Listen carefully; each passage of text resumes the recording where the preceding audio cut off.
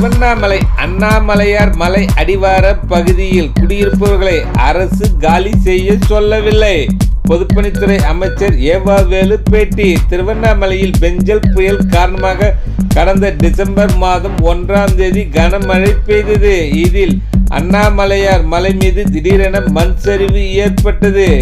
இதில் 7 பேர் பரிதாபமாக உயிரிழந்தனர். இதில் 40 டன் எடை கொண்ட பாறை அப்பகுதியில் வ.உ.சி. நகர் குடியிருப்பு அருகே நின்றது. அந்த பாறையை நவீன தொழில்நுட்ப முறையில் அகற்றும் பணி நடைபெற்று வருகிறது. அந்த பணியை பொதுப்பணித்துறை அமைச்சர் ஏவாவேலு நேரில் சென்று பார்வையிட்டு துறை சார்ந்த அலுவலர்களுக்கு ஆலோசனைகளை வழங்கினார்.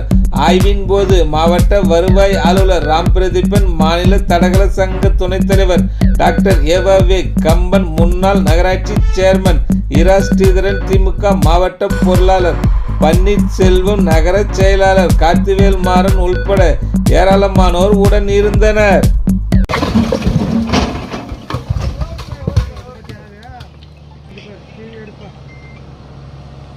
டிசம்பர் மாதம் 1ஆம் தேதி நம்முடைய திருவண்ணாமலையில் மலைச்சரிவு ஏற்பட்டது.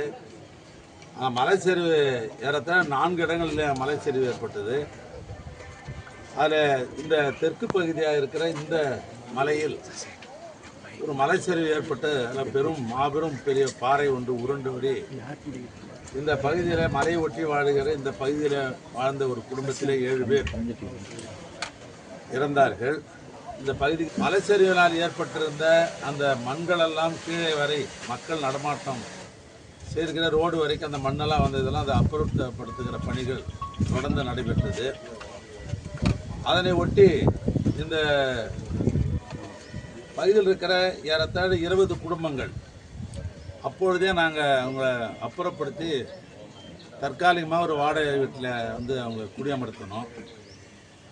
இந்த பொங்கல் திருநாளை முன்னிட்டு இந்த 1 மாத காலத்திலே அவர்களுக்கு தற்காலிகமாக 20 குடும்பங்களுக்கு வருவாய்த்துறையின் மூலமாக இடங்கள் அடையாளப்படுத்தப்பட்டு தனியாருடைய ஒரு அறக்கட்டளையின் சார்பாக, இன்னும் சொல்லப்பா எங்கள் குடும்ப அறக்கட்டளையின் சார்பாக அந்த 20 குடும்பங்களுக்கும் வீடு கட்டி கொடுக்கப்பட்டு அவர்களெல்லாம் அங்கே மறுவாழ்வு அமர்த்தப்பட்டது. அது அன்னில் இந்த உருண்டு வந்த பாறைகளிலே ஒரு பாறை விபத்தான பகுதியிலே அங்கே இருந்து கொண்டே இருந்தது. இது சுமார் 40 டன் கொண்ட ஒரு பாறை.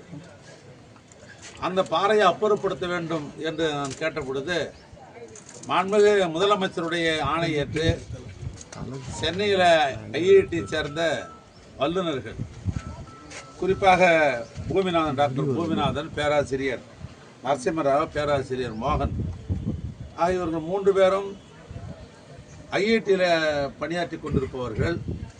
ஏன்னா அவர்கள் தலைமையில் அந்த குழு இங்கே 2 தினங்கள் வந்து ஆய்வு மேற்கொண்டார்கள்.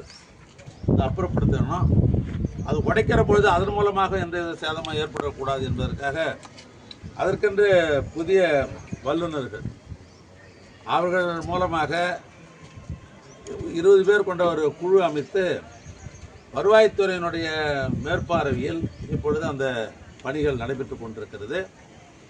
ஏறத்தாழ அவர்கள் 23/1 அன்றைக்கு இந்த பணிகளை அவர்கள் மேற்கொண்டார்கள். அது கிட்டத்தட்ட 225 குழிகள். ஒரு குழியினுடைய ஆழம் என்று எடுத்துக்கொண்டால் 5 அடி அந்த ஆழம் கொண்டது.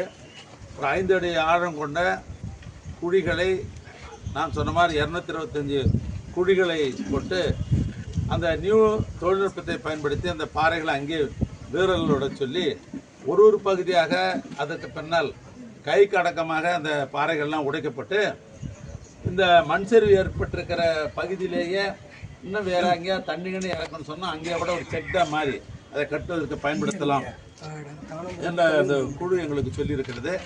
எனவே அந்த பணியில் தான் இப்பொழுது நெடுஞ்சாலைத்துறையிலே பொறியாளர்கள் இப்பொழுது அதை மேற்கொண்டிருக்கிறார்கள். ஏன்னா இந்த தொடர்ந்து இந்த பணிகள் நடைபெற்று கொண்டிருக்கிறது. இன்னும் ஒரு 3-4 தினங்களில் அவைகள் வந்து அந்த பணிகள் இங்கே நிறைவடையும்.